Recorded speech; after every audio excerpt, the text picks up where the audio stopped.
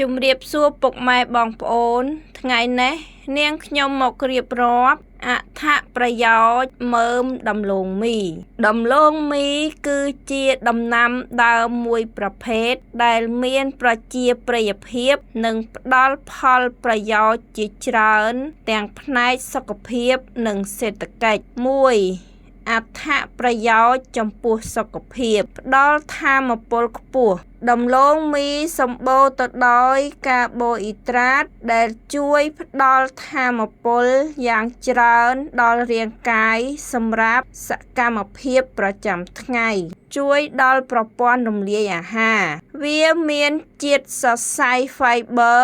និងម្សៅធន់ដែលជួយសម្រួលដល់ការបន្តបង់ការពារទល់លាមកនិងទ្រទ្រង់បាក់តេរីល្អនៅក្នុងពោះវៀនគ្មានជាតិក្លុយតែនម្សៅដំឡូងមីជាជម្រើសដ៏ល្អឥតខ្ចោះសម្រាប់អ្នកដែលមានប្រតិកម្មឬអាឡែស៊ីជាមួយជាតិក្លុយតែនដែលមាននៅក្នុងស្រូវសាលីមានវីតាមីន C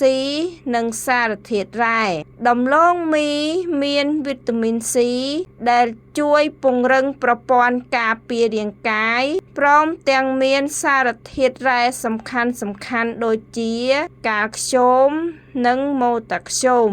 2អត្ថប្រយោជន៍ក្នុងវិស័យកសិកម្មនិងឧស្សាហកម្មការកែច្នៃជាអាហារគេអាចយករៀបចំធ្វើអាហារសម្រន់ចម្អិនហូបផ្ទាល់កែច្នៃជាម្សៅដំឡូងសម្រាប់ធ្វើនំ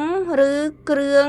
បកប្រែផ្សេងចំណីសាច់ដើមនិងស្លឹកដំឡូងមីបន្ទាប់ពីចម្អិន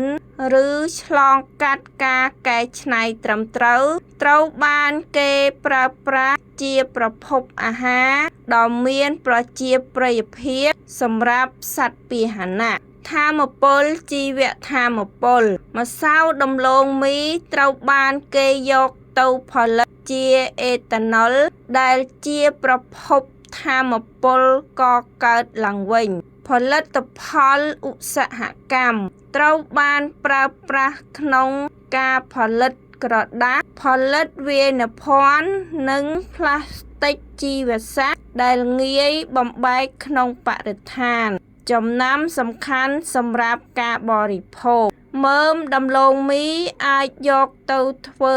ជានំដំឡូងអាំងធ្វើជានំបាក់បិន